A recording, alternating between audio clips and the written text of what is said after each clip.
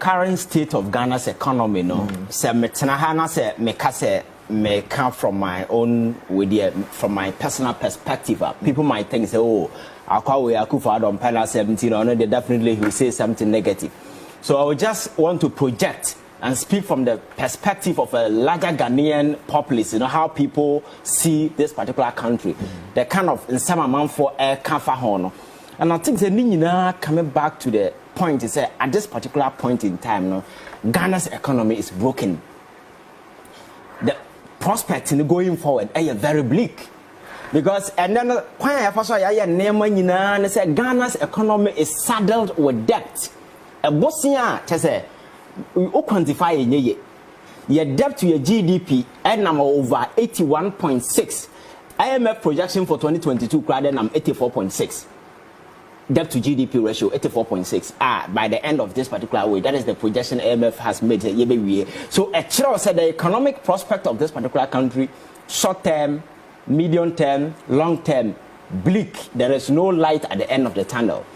But very unfortunately and very interestingly, people who are to me now, I say, finding us a way out of this particular way. They have proven that there is no way.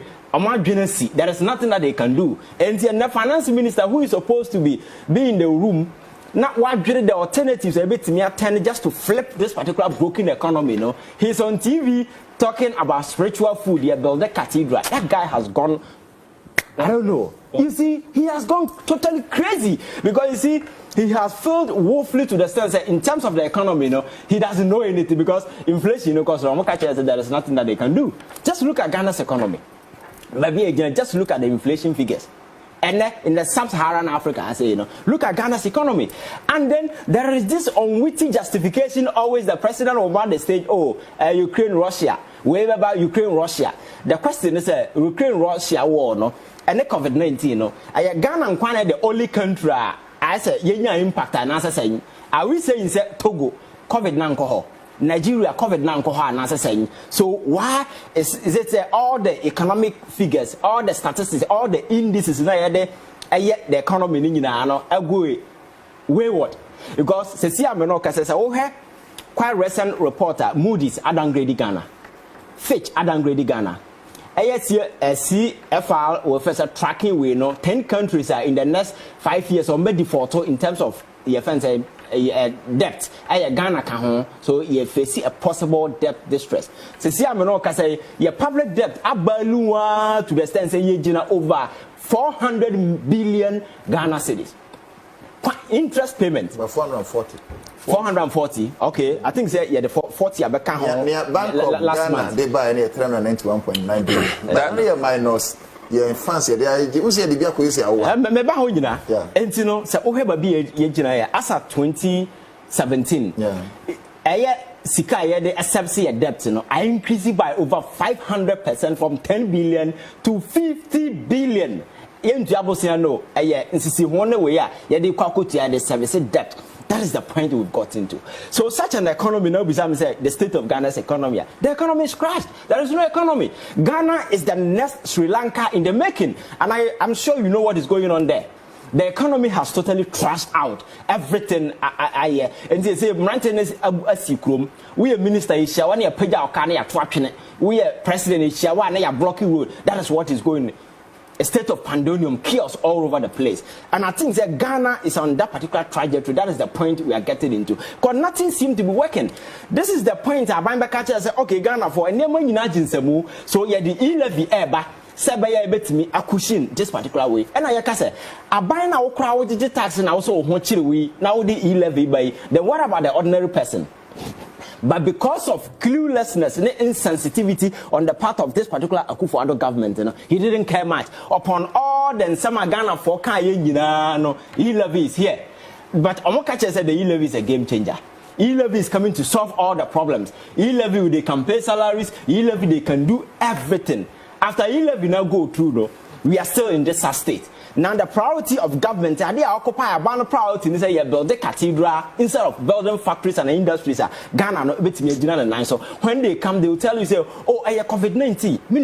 COVID-19 by sika Ghana for enyam ye omanya ye yesabi ye wo reasonable men of conviction a munim de omoye na senka omode sa sika ne beto bibi ya nka I will say senka COVID ne opportunity for us. Absolutely. Because the money that we got, over 2 billion for IMF, one in SDR and then other one a package modema yeah na ekokoje yes rapid credit facilities. $2 billion. Do you know how much that particular thing can do? Sasi can be seen there. Obian who nimba be sasi can work. The finance minister will be accept by parliament, and August institution appear before us an account. He will then just like a dasika. Let's also put on record say during COVID-19, Breno, GR Rebecca Train so Oma exceed targets. That should also be on record. Yes, I'm making a point. So I'm telling you, say yakwaji sasika we nyina we ye no. Yasini Panama account no. Besin ne. He's yet to go. And what you know, Nasa Bank, World Bank, my Isika, over 400 million. Yeah, man can't man. Your friends, it took the man, Nankasana, break alarms, and no, 100 million because they told us 100 million, no, say 435. And what you call Bank of Ghana, say, you call 10 billion, you be the 20 billion above here. And several other sources. A stabilization fund, the previous government bought $250 million at them. So COVID-19 created a certain free way for government and just to use everything in the face of all these things. Now, what you say, account to Ghanaians, the government has said, and Ghana is the only country COVID-19 by the taxes. I'll give you latitude to continue, but me say your daughter I will have baby. Also, can be say you can many your interest on debt every 10 billion, about 50 billion. Yeah. Now, Yan Kaise in the ex-administration, okay? Yeah. Started the stabilization fund because who say you didn't touch on the principal.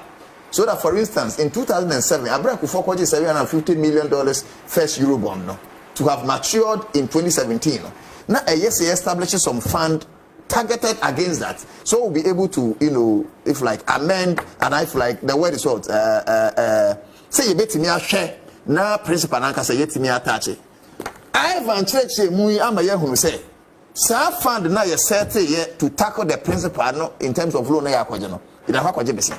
Yes. Also one creative fund bill, or be fund the work creative, ye be coach your principal on loan. What send the fund na kwajeno?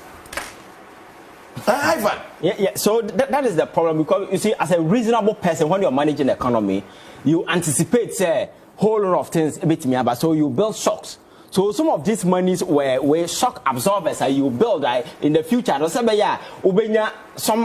Some of these things, some of these hip caps, a bar, then you take money and then you stabilize the situation. So fuel prices cost and I say you have these shocks there, then you pump money into just to stabilize the situation. So that is why you build shocks. But COVID-19 by na me kase oko other jurisdiction like US, Kofi will testify say government pay your friends money to people just to help them. Come on, the situation is very terrible. Yeah, mamo, some package be relieve mo. At this clueless government, at this particular point in time, rather decided say COVID-19 will impose taxes on Ghanaians. COVID-19 taxes, and when in other jurisdictions, countries are making sure some for yes, set up COVID fund. Ama sika be gumbebre sika na besi na ya account nobody's accounting. Ama despite to Kumasi I say Confanochi Teaching Hospital koma omo over $100 million, $100,000. Na yesi wa mfiri ho na kwabrane for sika ndokoto cars be no. Nipa no ba but accountant no ba. Accountant no ba but be blow alarm no ye na di na. Omo your accountant na di. Gosh. Kofi won't here. Debit chese Nana Kofi me can say brebo me say won't here. Yes or no? What time on so? So that is the problem. So COVID ne buy no sika you were men of conviction some but it's like I'm on fire you say be we abo mind say to and then here can about collateralizing everything that belongs to Ghana and the statutory fund the whole chroma and also sika ya dri nyina sika mu get fund the SCC adan ye de talkers bank kra ya kwaje sika over 10 billion da kwaje bosia esla ya hoyi ya da kwaje bosia say almost everything in the name of Ghana move na de gold ne ya nema nyina asase e be sika mu so we say the current state of Ghana's economy there is no economy.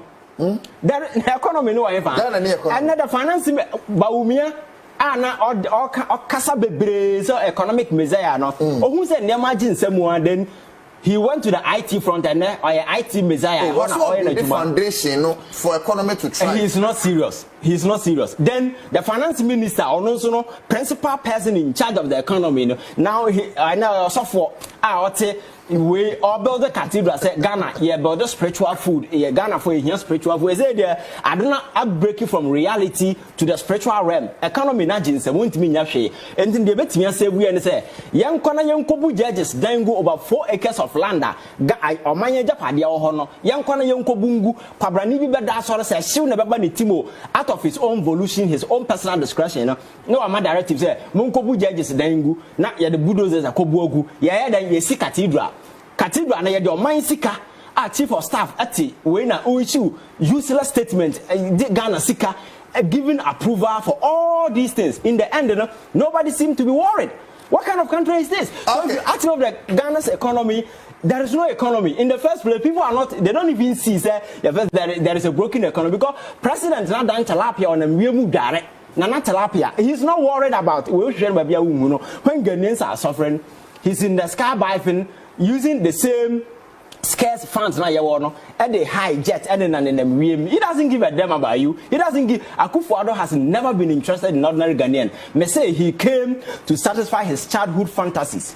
That is all that he's doing, being president. Now, I'm for any president, so he's talking. He's not worried about the problem of the ordinary Ghanaian. He doesn't have a clue what it takes to fix a country. In this particular country, at this point in time now, you hear say you see factories. I'm a Ghanaian, to be a president, this is not difficult because all you have to do is to be reasonable. Just come out with your priorities. Say, these are things I want to do. Set up factories. Not Ghana for but instead of factories, they will build cathedral. That be a cathedral. They will also your some. Now, some moon when never support never go heaven. They are saying come from heaven because some of these things, some of us will never support because there is no sense in it.